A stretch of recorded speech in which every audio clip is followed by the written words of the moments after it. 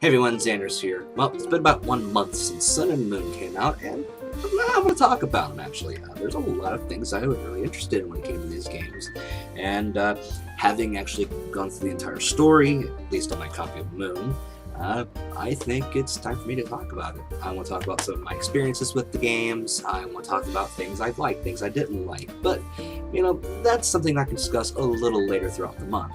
I'm actually planning on doing several videos discussing things from Sun and Moon. And I figured, well, the best way to start that off would be, let's talk about my favorite Pokemon from Gen 7. So I'm going to do that, and I'm actually going to rank them from my least favorite to my most favorite. So this is going to be a top 6, actually, and well, 6 because that's really all you can keep in your party anyway, so I felt it was that kind of relative number for the subject at hand. So, without further delay, let's go ahead and talk about my top 6 favorite Gen 7 Pokemon. Coming in at number 6 is Cartime. Cartime is actually kind of unique on this list. It's the only Ultra Beast on the list. Designated UB-04 Blade by Loker and the rest of the International Police, Cartana is a Grass Steel type. Actually, the only other one that has that typing outside of the Pharaoh Seed line, as far as I know. It's basically a little origami samurai. It's just such an interesting concept. I like the design is part of the reason it's on this list. I like the fact that, statistically speaking, it's like a nice little glass cannon. It's just so cool, and it just stands out to me compared to all these other like big hulking or just like huge and elaborate Ultra Beasts. And this is just kind of simple and compact, and it's adorable, and I like it. I haven't actually had a chance to use it yet, so I can't speak too much about how useful it is in battle. This is mainly just on my list because I like the look, I like the typing, and I think given the right moveset, it could be a pretty viable option on a good team. So it makes this list for basically style, concept, well, something a little unique. Coming in at number 5, Crab Brawler. And yeah, I'm actually kind of surprised this made my list too, to be fair. I mean, it's just a little kind of like Rocky Crab. It's got the little like swollen looking eyes. Look at going, Adrian! Yet I find myself liking this Pokemon. I ran across one in my main playthrough on Pokemon Moon, and I actually used him for the majority of the game. He actually stayed on my team all the way up to the end game. He's actually in my championship team in the game. I mean, he's evolved to a Crabominable by this point, but still, Crabrawler became an essential part of my team once I got him. I found him very useful. I found the stats to be well within reason, and I had a great time with him. And actually, I had fun playing with it a little bit in Pokemon Refresh. I like to watch it kind of like cheer around and bob around when I played with it. Beams. It actually got me out of quite a few scrapes in some of the tougher battles. So I don't know. It kind of just weaseled its way into my heart. Really not much else to say. Crab Brawler. It sucker punched me, and I liked it. Making her way up to number 4 on our list is Celeste, the low punny of Gen 7. I've already seen pictures. The internet is a dark and disturbing place. But pictures of fucking Pokemon aside, Celeste is actually a really interesting Pokemon for me. I like the design overall. It's a nice feminine look without really being overly sexualized. Until you get to the fan art. But I like the concept of a poison fire type, especially with the corrosion ability. It's one of the reasons I was really hyped about Slammed in the first place. And while I don't like the Combi treatment it got, where the male characters don't evolve, it's only the females, at least Salandit is useful, unlike Combi, so you get points for that, Game Freak.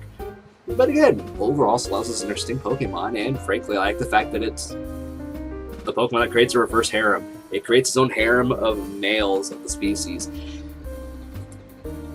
Bitch got game. I can't be mad. I respect her. She's got game. She knows what she wants. She takes control of her sexuality. She's awesome. She's powerful. She's slick.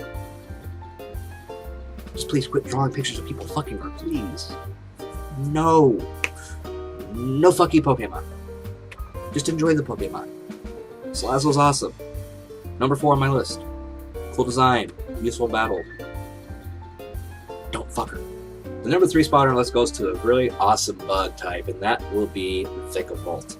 Holy shit, I was hyped about this Pokemon we found out about months ago. I love the kind of dark green and yellow color scheme. I love the design. It's like a flying, like, stealth plane railgun. I like the fact that it's a dual-type Bug Electric, which we haven't seen, honestly, since the Joltik line. God, what was that, Gen 3, I believe?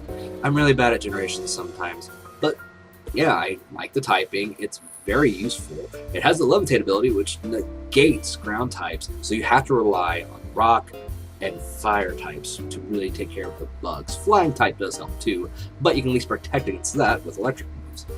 Overall, it's just such a cool Pokemon. Stat-wise, it's pretty solid as well. I mean, it's got a good special attack, but the defense is okay. And special defense is fine. It's not that fast, but it's bulky enough that it can actually stand in and take a decent beating while handing out a lot of damage. Now, I didn't really use one on my team much during my playthrough of Moon, mainly because it takes so long into the game to be able to evolve a Charge Bug into one. To be able to get a Charge Bug to evolve into a Vikavolt, you have to level it up in the vast Pony Canyon, which is on Pony Island, which is the final island in the game. Yeah, kind of a downside. I mean, this honestly is the hardest bug to level up in just a straight playthrough. Most bugs don't take as long to level up, but this one, you need to do it in a specific place, and the place you have to do it in is just so far late in the game that it really loses a lot of viability on teams. However, as far as competitive goes, I think it's still pretty solid. Again, while the problem is that it takes so long to get one, that doesn't deter me from loving this Pokemon. I love the design, I love the typing, I love just how useful it can be on a team. It's not as much a glass cannon, but it is very much something that has enough sturdiness to it and enough power behind it to make it a viable option on a team, in my opinion anyway. Number 2 on our list really isn't that much of a surprise. I mean, there's a reason this one's kind of getting the reputation of the Gen 7 darling. You know, Mimikyu. I mean, it's just such a really interesting concept. It's a Pokemon that wants to be loved and wants to be loved so much that it wants to try to look like a Pokemon that is loved because it wants friends. Yet no one wants to be its friend because it's, feared. It's cute and sad and pathetic and adorable, and it just gives you so many conflicting feelings, but you just can't look at it and not go, oh. I don't know. I loved this Pokemon from the moment I saw it. The concept made me really, really happy because there's just something so unique to Pokemon. And, well, the Ghost Fairy typing doesn't hurt either. I mean, it's strong. I actually had problems fighting it a little bit in my playthrough, especially when you got to fight it as a Totem Pokemon. Wow, that was fun. Annoying, but fun nonetheless.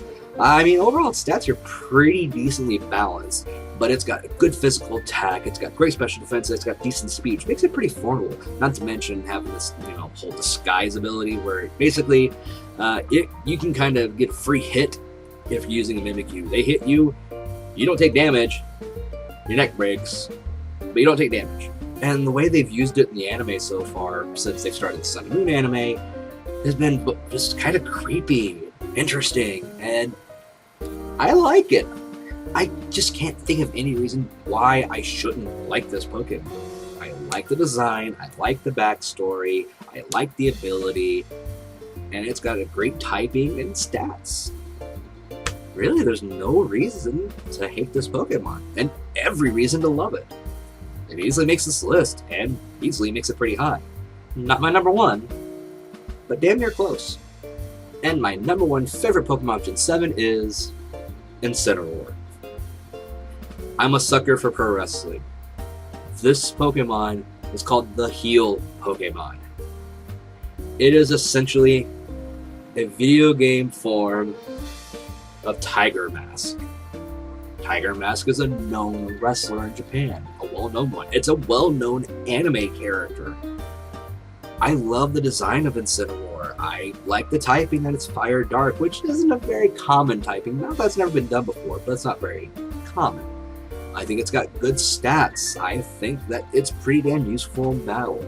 I love its moves. I love Darkest Lariat. I love its unique Z move. I mean, it's a damn flaming Moonsault. It is awesome. This Pokemon just screams awesome. It's got a flaming title belt. A lot of this is just the aesthetics put it at #1 for me.